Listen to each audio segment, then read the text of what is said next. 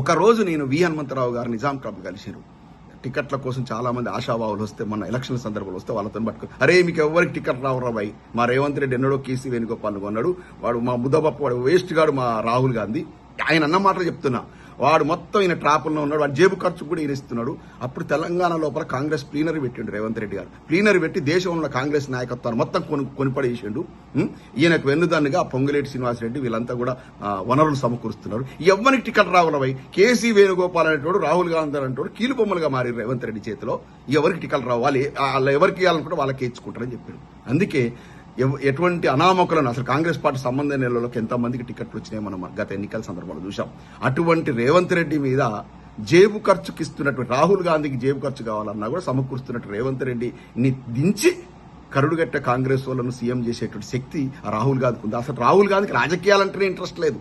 ఒక కాంగ్రెస్ ఒక ప్రముఖుడు నాకు చెప్పినట్టు విషయం, బలవంతంగా అతన్ని అడబెట్టారు. ఆయనకి ఎంతసేపు డిస్కో డాన్సులు, క్లబ్బులు, విదేశాలు తిరుగులు, గర్ల్ ఫ్రెండ్స్ తిరుగుడు గద్దప్ప.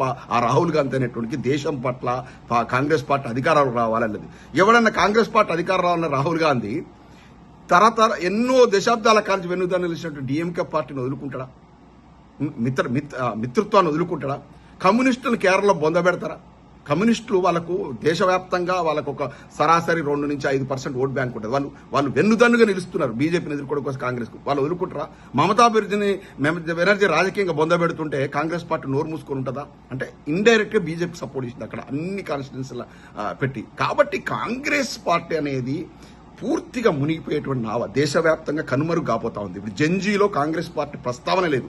యూత్ కాంగ్రెస్ ని పట్టించుకోవట్లేరు. ప్రాంతీయ పార్టీలు ఎప్పుడైతే బలహీనపడిపోయాయో దేశవ్యాప్తంగా ప్రజాస్వామ్యానికి ముప్పు వాటిల్లింది. ఒకనాడు ఎన్టీ రామారావు గారు ఉన్నప్పుడు ఎట్లుంటుండే, ప్రాంతీయ పార్టీలు స్ట్రాంగ్ గా ఉన్నప్పుడు ఇక్కడ ఎన్టీ రామారావు గారు, అక్కడ ఆ విధంగా లలూ ప్రసాద్ యాదవ్ గారు, అక్కడ ములాయం సింగ్ యాదవ్ గారు, ఇట్లాంటి యోధులు ప్రాంతీయ పార్టీలు ప్రాబల్యం ఉన్నప్పుడు ప్రజాస్వామ్యం పరిడి వెళ్ళింది. ఒక్క సీటు తక్కువైతే వాజ్పేయి గారు రాజీనామా చేశారు. అటువంటి రోజులు ఇప్పుడు ఎందుకు లేవు? బుల్డోజ్ చేసి పడేస్తున్నారు. ఒక్క సీటు కాదు కదా, ఎదుటి ప్రతిపక్షాన్ని లేకుండా మొత్తం నిర్వీర్యం చేసేటువంటి కార్యక్రమం చేస్తా ఉంది దేశవ్యాప్తంగా బీజేపీ.